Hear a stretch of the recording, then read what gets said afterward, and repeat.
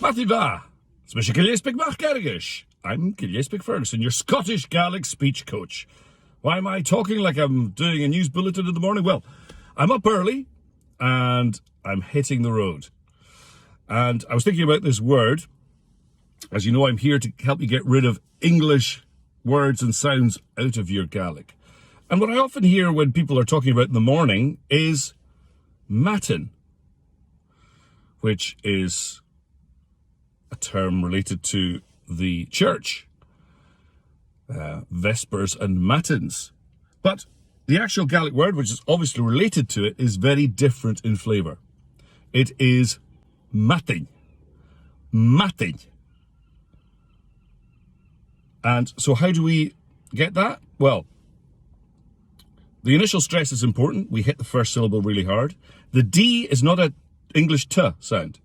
It's a dental D. Duh. Matting.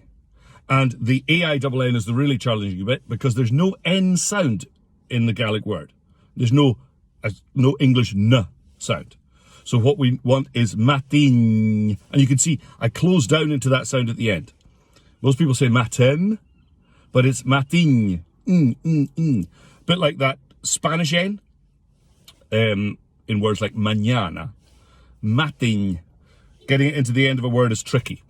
So, but if you can establish that sound, which I would say the vast majority of Scottish Gaelic learners do not have because they haven't been coached to learn it and to establish it in their speech naturally, then your Gaelic will instantly sound a whole lot better.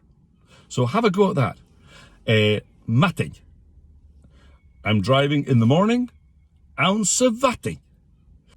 For more tips on how to improve your Scottish Gaelic and to get rid of English words and sounds, subscribe to my channel.